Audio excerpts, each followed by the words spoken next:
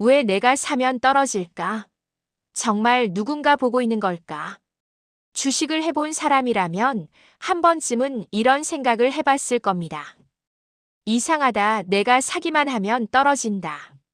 내가 팔면 오르고 내가 사면 귀신같이 꺾인다. 심지어 이런 말까지 나옵니다.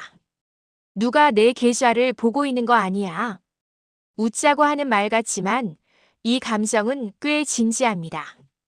왜냐하면 이 경험은 한두 번이 아니라 너무 자주 반복되기 때문입니다.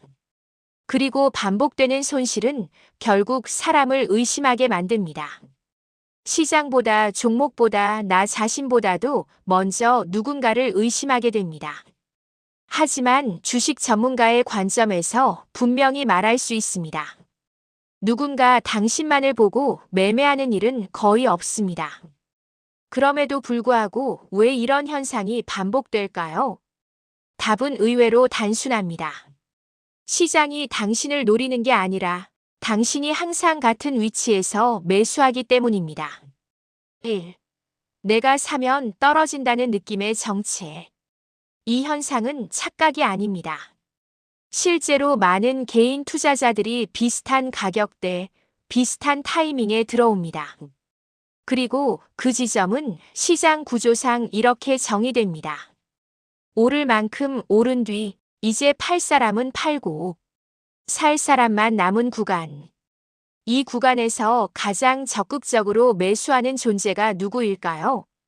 바로 개인 투자자입니다. 뉴스가 나오고 주변에서 이야기가 들리고 차트가 예쁘게 정렬되고 지금 안 사면 늦는다는 공포가 생기는 시점. 이때 개인은 확신을 가지고 매수합니다. 그리고 바로 그 확신이 시장에서 가장 위험한 신호가 됩니다. 2. 시장은 개인을 속이지 않는다, 기다린다. 많은 사람들이 시장을 이렇게 상상합니다.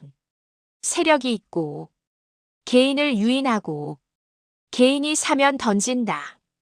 물론 이런 단순한 음모론으로 설명할 수는 없습니다. 하지만 구조적으로 보면 시장은 개인의 행동을 이용합니다. 중요한 포인트는 이것입니다. 시장은 개인의 의지를 보지 않는다. 개인의 행동 패턴을 본다. 개인 투자자들은 놀라울 정도로 비슷하게 행동합니다. 상승이 충분히 진행된 뒤 안심하고 매수. 하락 초입에서는 조정이겠지라며 버팀. 본격 하락에서는 손절을 못함. 반등이 나오면 다시 확신하고 재진입. 이 패턴은 수십 년간 거의 바뀌지 않았습니다. 그래서 시장은 개인을 쫓아다니지 않습니다. 그냥 기다립니다. 개인이 몰리는 지점을. 3.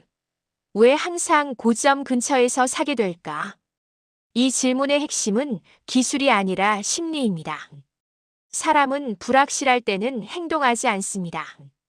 확실해졌을 때 움직입니다. 그런데 주식시장에서 확실해졌다는 느낌은 언제 오느냐? 이미 충분히 오른 뒤, 위험한 뉴스가 사라진 뒤, 주변 사람들이 수익을 말하기 시작할 때, 즉 가격이 안전해 보일 때가 아니라 심리가 안전해 보일 때 매수합니다. 하지만 시장은 정반대입니다.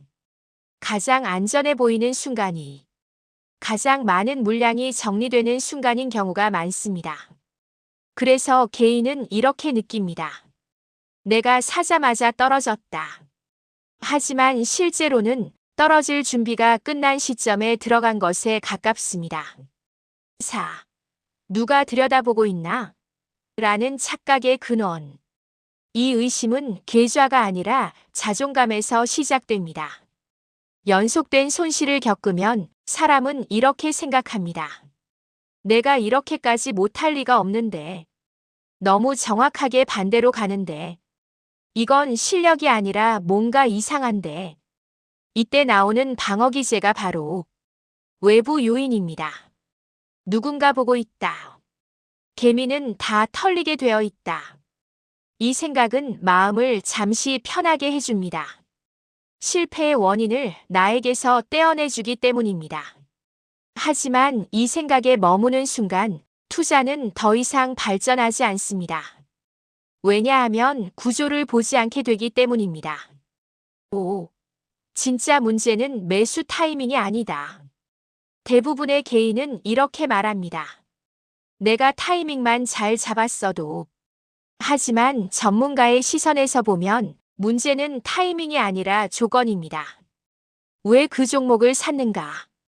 어떤 시나리오를 기대했는가? 어디까지 틀리면 잘못된 판단인가? 이 질문 없이 들어간 매수는 결과가 좋든 나쁘든 도박에 가깝습니다.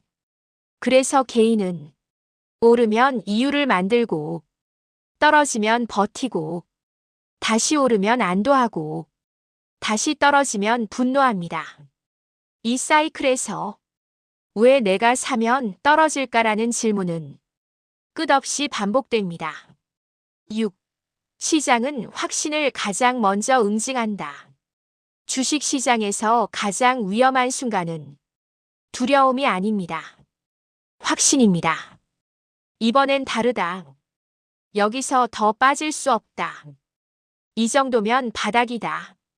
이 확신은 대부분 차트가 아니라 감정에서 나옵니다. 그리고 시장은 이 확신이 가장 많이 모이는 지점을 정확히 알고 있습니다. 그래서 그 순간 큰 뉴스 하나, 수급 변화 하나로 가격은 쉽게 꺾입니다. 이때 개인은 이렇게 말합니다. 또 내가 사자마자 떨어졌네. 하지만 시장의 입장에서는 이제 떨어져도 될 만큼 확신이 충분히 쌓였다에 가깝습니다. 7. 그렇다면 개인은 절대 이길 수 없는가? 아닙니다. 다만 같은 방식으로는 절대 못 이깁니다. 개인이 계속 당하는 이유는 단 하나입니다. 시장을 예측하려 하기 때문입니다. 전문가가 하는 일은 미래를 맞히는 것이 아닙니다. 틀렸을 때 빠져나올 구조를 만들고 맞았을 때 키울 수 있는 구조를 만듭니다. 반면 개인은 맞을 거라는 전제하에 들어가고 틀리면 감정으로 버팁니다. 그래서 결과는 항상 비슷합니다. 8. 왜 내가 사면 떨어질까? 라는 질문을 바꿔야 한다. 이 질문을 이렇게 바꿔보세요. 왜 내가 사면 떨어질까? 나는 왜 항상 이 구간에서 사고 있을까? 이 질문을 하기 시작하면 비로소 시장이 보입니다. 뉴스가 아니라 가격의 위치, 남들의 말이 아니라 수급의 변화, 확신이 아니라 리스크. 이 관점으로 바뀌는 순간 주식은 운의 게임이 아니라 확률의 게임이 됩니다. 9. 결론 시장은 당신을 보지 않는다. 당신의 행동을 본다.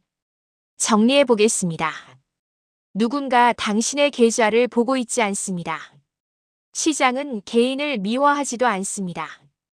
다만 개인의 반복되는 행동을 그대로 반영할 뿐입니다. 그래서 결과가 비슷해 보이는 겁니다. 당신이 틀려서가 아니라 같은 방식으로 계속 접근하고 있기 때문입니다. 주식에서 가장 어려운 건 차트를 읽는 게 아닙니다. 정보를 찾는 것도 아닙니다. 내가 왜 이 자리에서 이 행동을 하고 있는지를 스스로에게 묻는 것입니다. 그 질문을 시작하는 순간 왜 내가 사면 떨어질까? 라는 말은 조금씩 사라지기 시작할 겁니다. 그리고 그때부터 주식은 더 이상 당신을 놀리지 않습니다.